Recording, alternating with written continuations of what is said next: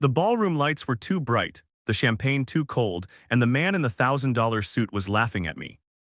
"Tell me, Alex," he sneered, swirling his glass, "what exactly do you do all day while Emily's out there closing million-dollar deals?" I stood there in my off-the-rack blazer, the one I'd worn to my daughter's school play the week before, and felt every eye in the room turn. My wife's cheeks flushed crimson beside me. If you've ever been humiliated in front of the people who sign your spouse's paycheck, hit that like button right now. I promise this one's going to hit home.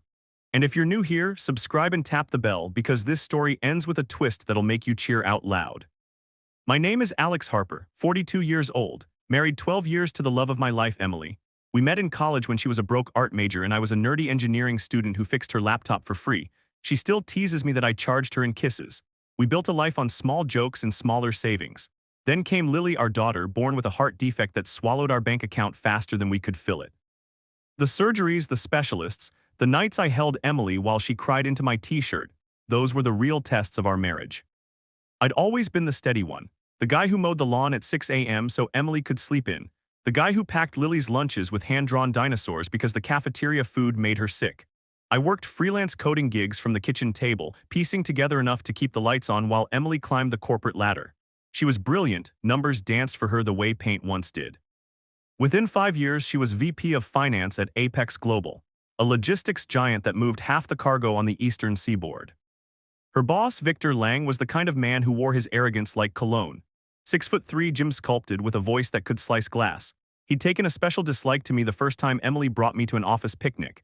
I'd shown up in jeans and a hoodie because Lily had a fever and I'd come straight from the pediatrician. Victor had clapped me on the shoulder too hard and said, "So you're the house husband, cute." Tonight was the annual holiday gala at the Grand Meridian Hotel. Crystal chandeliers, string quartet, waiters in white gloves. Emily had begged me to come. "It's just one night, Alex. Victor's bringing his new fiancée, please." I'd put on the blazer, kissed Lily goodbye while she slept, and promised myself I'd smile through whatever came. We were halfway through dessert when Victor cornered us near the chocolate fountain. Emily's team had just landed a contract that would add 8 figures to Apex's bottom line. She was glowing. Victor raised his glass for a toast, then turned to me. "To Emily," he boomed, "the real brains behind this operation. And to Alex, remind me, what is it you do again? Tech support from home." Laughter rippled, someone coughed, "Uber for nerds." My face burned. Emily's hand found mine under the table, squeezing hard enough to bruise. "Actually," I said, voice steady, "I build systems that keep companies like this from hemorrhaging money on inefficient routing."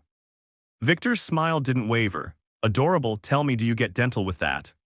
More laughter, louder. I felt the old shame crawl up my spine, the same shame from the nights I'd counted pennies for Lily's meds while Emily worked late. The shame of being the partner who stayed. Emily tried to steer us away, but Victor wasn't done. He leaned in, whiskey on his breath. "Seriously, Harper, Emily's a star. You must be what?" The anchor dragging her down. The room went quiet. Even the string quartet missed a note. Emily's eyes filled. I opened my mouth, then closed it, because what could I say that wouldn't make her look small for loving me? I excused myself to the balcony. The December air slapped my face. Below, the city sparkled like it didn't know hearts were breaking upstairs. I gripped the railing until my knuckles went white. That's when I heard the footsteps. "Alex," Emily's voice was small. She wrapped her arms around me from behind. "I'm sorry, he's awful, I should've." "You shouldn't have to apologize for him," I turned, cupping her face. "Or for me." "You're not an anchor," she whispered. "You're my harbor." We stood there, foreheads touching, while inside the party swirled on without us. I thought of Lily's latest scan, clear, thank God, and the college fund we'd started with spare change.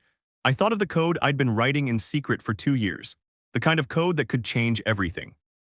"Em," I said, "there's something I need to tell you." She pulled back, eyes wide. "What?" But before I could answer, the balcony doors burst open. Victor, flanked by 2 board members, stormed out like he owned the night. "Harper," he barked. "Inside, now. The CEO wants a word with the freeloader who's been crashing our gala." Emily's face went pale. The CEO of Apex Global was a recluse. Nobody had seen him in years. Rumor said he ran the company through encrypted emails and proxy votes. Victor grabbed my arm. I shook him off. "Lead the way," I said. The ballroom parted like the Red Sea as we walked. Whispers followed us. Emily clutched my hand. At the head table stood a silver-haired man in a tailored tux, Reginald Pierce, chairman of the board. He looked familiar. "Mr. Harper," he said, voice gravelly but kind. "A moment." Victor smirked. Make it quick, Reggie. Some of us have actual work to do. Reginald ignored him. He extended a hand. Walk with me. We stepped into a private alcove lined with old shipping maps. Emily hovered behind us. Reginald closed the door. Alex, he said, I owe you an apology. I blinked. For what? For letting that pompous ass treat you like garbage in my company, he sighed. I've been watching from afar. The algorithms you sold us anonymously 2 years ago, the ones that cut fuel costs by 28%, they're the reason Apex is profitable again. Emily gasped. I felt the floor tilt. Reginald continued. When I learned the coder was married to my star VP, well, I wanted to meet the man who saved us without asking for credit. Victor's face, visible through the glass, had gone the color of spoiled milk. I don't understand, Emily stammered. Alex, you sold to Apex. I rubbed my neck. I didn't want you to feel pressured or like you owed me anything at work. The money it's been paying Lily's medical bills and the college fund. I was going to tell you tonight. Reginald smiled. There's more. The board voted unanimously this morning. Effective immediately, Victor Lang is relieved of his position. Victor burst through the door. You can't, Reggie, this is insane. He's a nobody. No, Reginald said calmly. He's the majority shareholder. The room spun. Emily gripped my arm to stay upright. Reginald handed me a folder. Inside, stock certificates. My name, 52% of Apex Global. I've been buying shares quietly for months, he explained. Using the profits from your systems, the company belongs to the man who earned it, not the one who yells loudest. Victor lunged for the folder. Security appeared, 2 silent giants who escorted him out while he screamed about lawsuits. The ballroom erupted in chaos, then cheers. Someone started clapping, then everyone. Emily was crying, laughing, both. You own the company, she kept saying, like she needed to hear it aloud to believe it. You own the whole company. I pulled her close. We do. Everything I build is for us. Later, when the music started again and the champagne flowed freer, Reginald found me by the dessert table. One more thing, he said, eyes twinkling. The board would like you to consider the CEO position, but only if you want it, no pressure. I looked at Emily, who was dancing with Lily. She'd insisted on FaceTiming from home, pajamas and all, to see Daddy in a tux. I'll think about it, I said, but first I'm taking my family home. We left at midnight. In the cab, Emily laid her head on my shoulder. Remember when we were broke college kids, she asked. And you said you'd marry me if I could fix your laptop and make you laugh. She smiled. You still do both every day. At home, I carried a sleeping Lily to bed. Emily tucked the blanket under her chin, then turned to me. Alex Harper, she said, you are the least anchor-like man I know. You lifted us all. I kissed her forehead. Team efforts. The next morning, the internet exploded.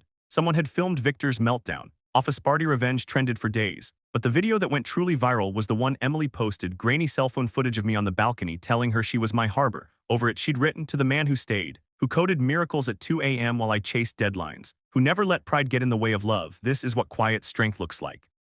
It has 47 million views now. So here's the thing, the world will try to measure your worth by your title, your bank account, the shine of your shoes.